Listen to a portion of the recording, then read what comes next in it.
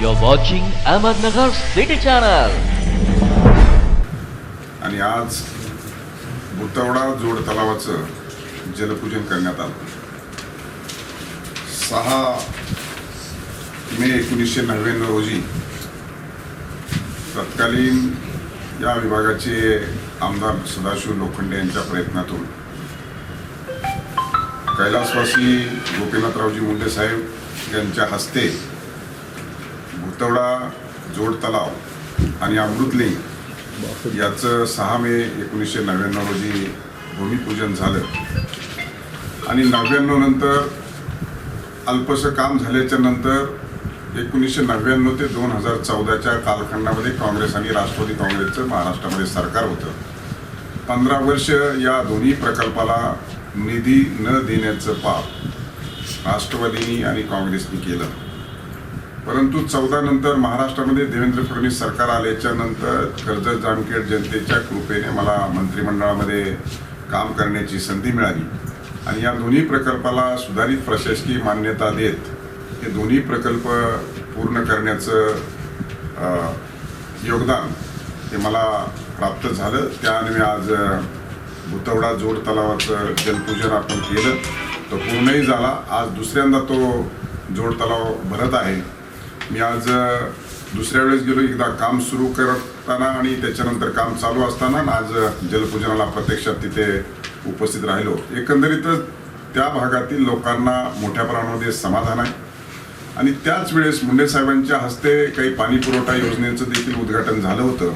99 नंतर जामखेड शहराच्या पूरक पाणी पुरवठ्यासह इतर सुद्धा पाणी पुरवठा योजना रद्द करण्याचं काम त्यावेळेच्या काँग्रेस आणि राष्ट्रवादी काँग्रेसच्या सरकारने केलं.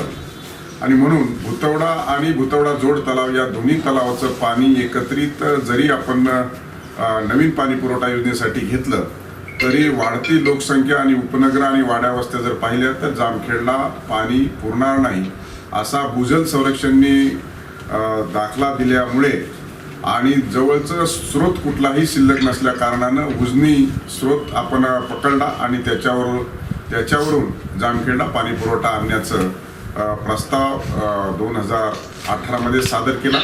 त्याला तत्कालीन आणि प्रशासकीय मान्यता देखील आपण त्या कालखंडामध्ये देण्याचा निश्चितपणाने प्रयत्न केला. एकूणच मोडस ऑफ ऑपरेंडसी राष्ट्रवादीची या मतदारसंघामध्ये सातत्यपणाची वागणूक देण्याची राहिली आहे.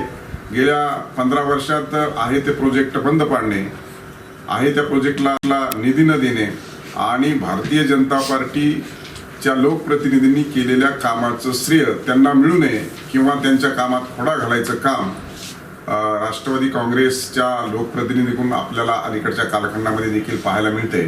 उदाहरण सांगायचं झालं तर आपण कुकडी पाण्याचं पुनर्नियोजन किंवा पुनर्नियोजन करत असताना चोंडीसह आगी आणि जवळ्यामध्ये पाणी सोडायचा प्रयत्न केला आणि त्याच्यामध्ये ती ऑर्डर पास करून घेतली.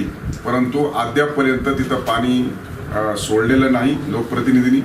तुकाई चारी सुद्धा आपण कॅबिनेटमध्ये कर्जत तालुक्यातील तुकाई चारीला मंजुरी घेतली, ते देखील 2 वर्षापासून काम बंद आहे.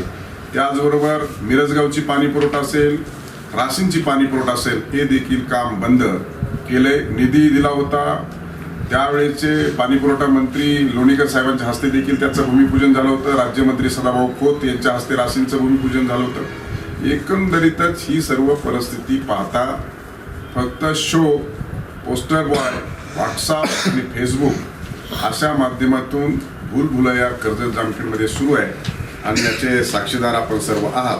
अशा पद्धतीनं हे काम करण्याचं आणि त्यामुळं गेल्या 2 वर्षाच्या कालखंडामध्ये अनेक पत्रकार परिषदा आणि प्रश्न उपस्थित केले, परंतु सध्याच्या लोकप्रतिनिधीची त्याला उत्तर देण्याची हिंमत आणि दानत आणि वस्तुस्थिती सांगण्याची राहिलेली नाही.